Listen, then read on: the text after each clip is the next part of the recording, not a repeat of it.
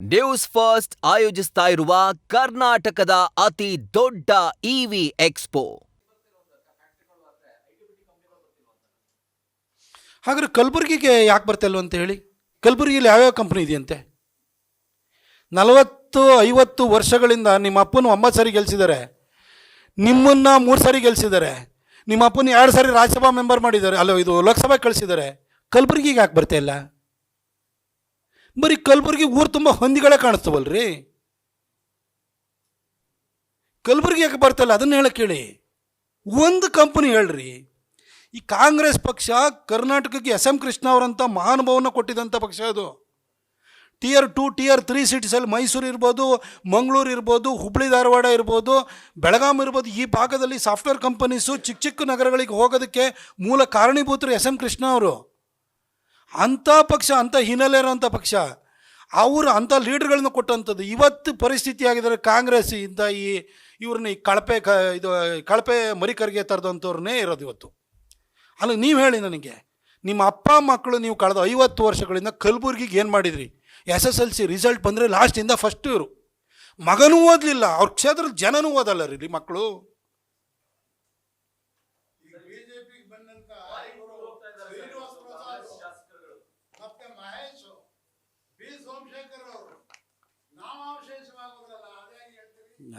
ಅಲ್ಲ ಅಣ್ಣ ನಿಮ್ಗೆ ಒಂದೇ ಅಣ್ಣ ಒಂದು ನಿಮಿಷ ಹೇಳಿಣ್ಣ, ನೀವು ಭಯಂಕರ ಒಂಥರ ಚೆನ್ನಾಗಿ ಮಾತಾಡ್ತಿದ್ದೀರಿ, ಖುಷಿ ಆಗ್ತಿದೆ. ಶ್ರೀನಿವಾಸ್ ಪ್ರಸಾದ್ ಅವರು ಕಾಂಗ್ರೆಸ್ನಲ್ಲಿ ಇದ್ರಲ್ಲ, ಅವರನ್ನು ಕಂದಾಯ ಖಾತೆ ಸಚಿವರಾಗಿದ್ದರು. ಅವರನ್ನು ಅನ್ಸೆರಮೋನಿಯಸ್ ಆಗಿ ಅವಮಾನ ಮಾಡಿ ಅವ್ರನ್ನ ಸಂಪುಟದಿಂದ ಕಿತ್ತಾಕ್ತವ್ರು ಯಾರು? ನಿಮ್ಮ ಸಿದ್ದರಾಮಣ್ಣ. ಆಮೇಲೆ ನಮ್ಮ ಪಕ್ಷಕ್ಕೆ ಒಂದು ನಿಮಿಷಕ್ಕೆ ಅಣ್ಣ ನೀವು ಕೇಳಬೇಕು, ನಾನು ಪತ್ರಕರ್ತ 5 ವರ್ಷ ಜರ್ನಲಿಸಮ್ ಓದಿದ್ದೀನಿ, ಆಯಿತಾ? ನಮ್ಮ ಪಕ್ಷಕ್ಕೆ ಕರ್ಕೊಂಬಂದು 2017 ಇರಬೇಕು ಬಹುಶಃ, 17 ಆ ಟೈಮ್ ಒಳಗಡೆ ನಾನು ನಮ್ಮ ಕೇಂದ್ರ ಸಚಿವರಾಗಿದ್ದಂಥ ಸಿದ್ದೇಶ್ವರವರು ಅವ್ರ ಮನೆಗೆ ಹೋಗಿ ಕೂತ್ಕೊಂಡು ಮಾತಾಡಿ ಕರ್ಕೊಂಬಂದು ಬೈ ಎಲೆಕ್ಷನಲ್ಲಿ ಗೆಲ್ಲಕ್ಕಾಗಲಿಲ್ಲ. ಆದರೆ 2019ರಲ್ಲಿ ಅವರನ್ನು ನಾವು ಸಂಸದರನ್ನಾಗಿ ಮಾಡಿದು. ಅವರ ಅಳಿಯ ಹರ್ಷವರ್ಧನ್ನ ಅವರಿಗೆ ನಾವು ಟಿಕೆಟ್ ಕೊಟ್ಟು ನಂಜನಗೂಡಿನಲ್ಲಿ ಗೆಲ್ಲಿಸ್ಕೊಂಡು, ಆಯಿತಾ? ಅವರು ವಿಚಾರಕ್ಕೆ ಅಲ್ಲಿ ಬರೋಣ. ಬಿ ಸೋಮಶೇಖರ್ ಸಾಹೇಬ್ರಿಗೆ ಮಳವಳ್ಳಿನಲ್ಲಿ ಗೆಲ್ಲಕ್ಕಾಗಲಿಲ್ಲ, ಏನು ಮಾಡೋಕ್ಕಲ್ಲ. ಬಟ್ ನಾನು ವೈಯಕ್ತಿಕವಾಗಿ ನಾನು ಅತಿ ಹೆಚ್ಚು ಗೌರವಿಸುವಂಥ ವ್ಯಕ್ತಿ.